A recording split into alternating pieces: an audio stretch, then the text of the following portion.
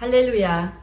오늘은 지난 시간에 이어서 사울과 다윗의 삶을 비교해 보면서 하나님께서 우리에게 주신 교훈을 알아보도록 하겠습니다. 먼저 사울이 사무엘을 통하여 왕이 되었던 시대적 배경을 살펴보겠습니다. 삼손이 블레셋의 압제로부터 이스라엘을 구원한 후에 20년 동안 그나마 평온을 누렸는데요. 삼손이 죽은 후에 다시 혼란기에 접어들었고 이스라엘 백성은 가나안 원주민들을 다 정복하지 않은 상황에서 베냐민 지파의 악행으로 인한 골육 상쟁에 참혹한 내전이 일어나게 됩니다. 베냐민 지파의 군대는 3만 명에 불과했지만 11지파의 40만 군대와 싸웠는데요.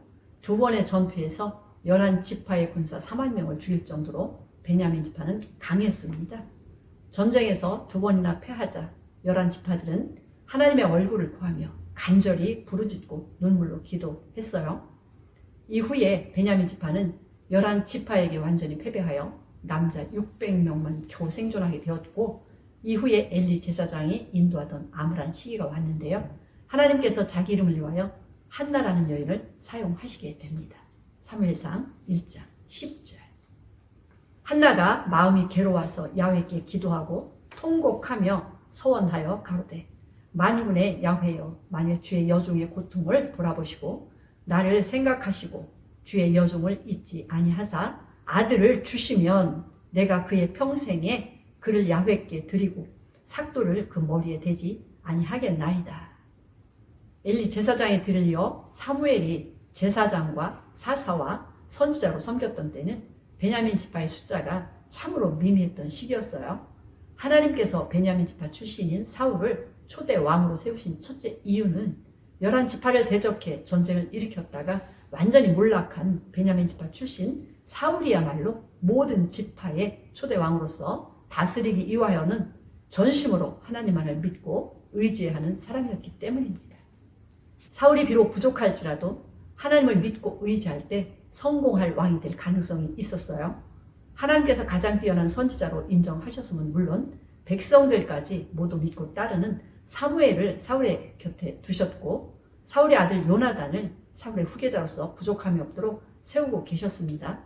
하나님께서 놀라운 능력으로 사용하시는 다윗을 사울의 군대 장관으로 준비하고 계셨음을 다윗의 고백을 통해 알 수가 있습니다. 사무엘상 17장 34절.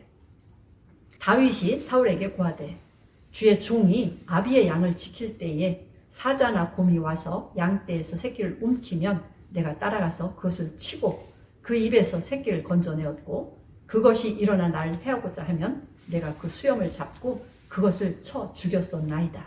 주의 종이 사자와 곰도 쳤은즉 사실은 하나님의 군대를 모욕한 이 할례 없는 블레셋 사람 일이니까 그가 그 짐승의 하나와 같이 되리이다.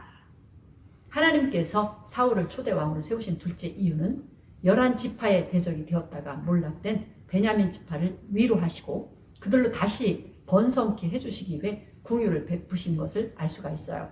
셋째 이유로는 사울 왕이 하나님을 왕으로 섬겨 성공함으로써 이후 그 누구든지 하나님을 전심으로 믿고 순종하면 하나님으로부터 큰 복을 받게 된다는 교훈을 알려주시길 원하셨을 것입니다. 하나님께서 사울 왕에게 하나님을 신뢰함으로 큰 승리를 경험케 하실 기회를 사울의 제위 2년에 주셨습니다. 사울의 가장 큰 약점은 하나님의 위대하심을 바라보지 못하고 작고 연약한 족속인 베냐민 지파의 출신이라는 생각에 사로잡힌 것입니다. 그로 인해 위대하신 하나님을 의지하는 마음과 그 얼굴을 찾는 믿음을 갖지 못하게 되었습니다. 사무엘상 13장 8절.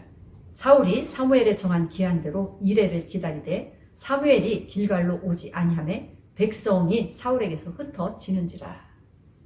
하나님은 이 처음 전투에서 걸출한 선지자이며 제사장인 사무엘을 통해 사울을 강하게 세우실 준비가 되어 있으셨습니다. 사울은 기름 부으심에 걸맞는 행동을 보일 필요가 있었으나 블레셋 군대에 대한 백성들의 움직임에 집중했고 백성들 일부가 도망치는 상황을 보고 하나님을 신뢰하는 믿음을 포기한 것입니다. 거기서 더 나아가 단지 제사를 드리면 하나님께서 도우실 것이라는 자기 생각으로 그날 끝까지 사무엘을 기다리지 못하고 친히 제사를 드리는 죄를 범한 것입니다. 그것은 엘리 제사장 때에 언약궤가 전장에 있으면 블레셋을 이길 것이라고 했던 생각과도 같습니다.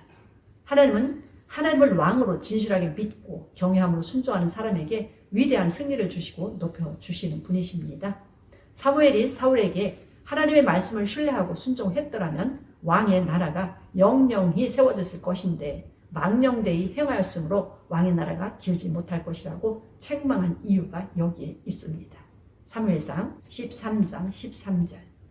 사무엘이 사울에게 이르되 왕이 망령되이 행하였도다. 왕이 하나님 야훼께서 왕에게 명하신 명령을 지키지 아니하였도다. 그리하였다면 야훼께서 이스라엘 위에 왕의 나라를 영영히 세우셨을 것이오늘. 사무엘은 이랜 날 끝에 때맞춤으로써 약속을 지켰는데요.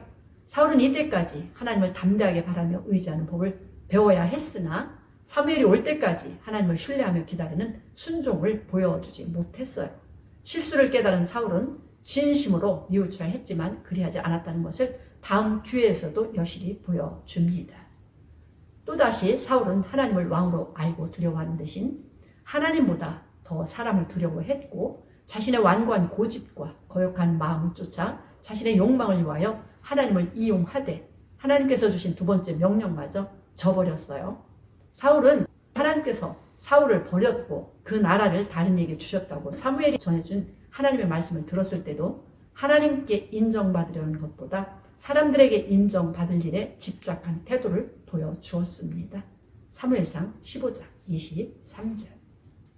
이는 거역하는 것은 사술의 죄와 같고 완고한 것은 사신 우상에게 절하는 죄와 같음이라. 왕이 야훼의 말씀을 버렸으므로 야훼께서도 왕을 버려 왕이 되지 못하게 하셨나이다. 사울이 사무엘에게 이르되 내가 범죄하였나이다. 내가 야훼의 명령과 당신의 말씀을 어긴 것은 내가 백성을 두려워하여 그 말을 청종하였음이니이다. 사울이 가로되 내가 범죄하였을지라도 청하옵나니 내 백성의 장로들의 앞과 이스라엘 앞에서 나를 높이사 나와 함께 돌아가서 나로 당신의 하나님 야훼께 경배하게 하소서. 다윗은 아주 어릴 때부터 아버지의 양떼를 돌보는 일을 했어요. 다윗의 양떼를 돌보던 초장에는 사자와 곰이 나타나는 위험한 곳이었습니다. 다윗은 아무도 의지할 자 없는 초장에서 어린 소년으로 혼자였지만 하나님을 절대적으로 순전하게 의지하는 법을 배웠습니다.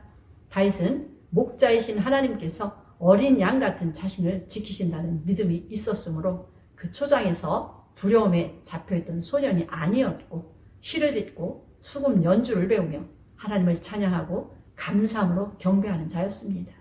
시편 23편 4절.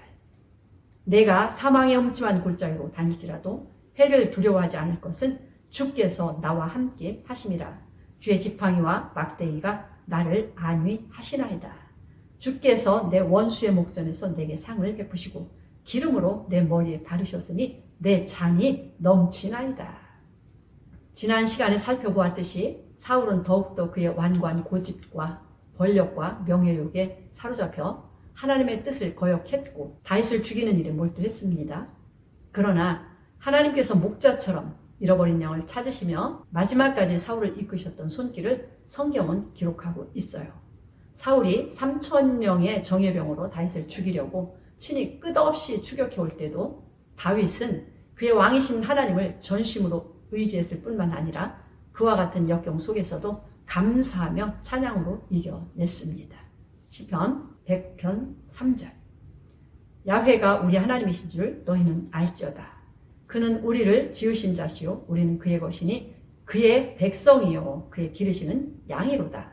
감사함으로 그문에 들어가며 찬송함으로 그 궁정에 들어가서 그에게 감사하며 그 이름을 송축할지어다.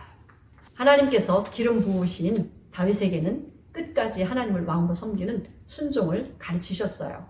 하나님께서 왕으로서는 사울을 버리셨으나 한편으로서는 믿음으로 하나님께 돌아오도록 40년 동안 기다리셨습니다. 다윗은 사울을 죽일 수 있는 절호의 기회를 맞았을 때도 왕이신 하나님의 말씀을 저버리지 않았어요. 사무엘상 24장 5절. 그리한 후에 사울의 옷자락됨을 인하여 다윗의 마음이 찔려 나의 아버지여 보소서 내 손에 있는 왕의 옷자락을 보소서 내가 왕을 죽이지 아니하고 겉옷자락만 베었은즉 나의 손에 악이나 죄가가 없는 줄을 아실지니이다. 왕은 내 생명을 찾아 해하려 하시나 나는 왕에게 범죄한 일이 없나이다. 다윗은 왕이신 하나님께서 기름을 부으신 사울 왕이 자기를 죽이기 위하여 길을 쓰고 쫓아다니다가 지쳐서 깊이 잠든 모습을 자신이 피신한 동굴에서 발견하게 됩니다. 다윗은 쉽게 사울의 목을 벨 수 있었으나 다만 사울의 옷자락을 베기만 했는데요. 다윗은 그 일만으로도 마음에 크게 고통을 받았어요.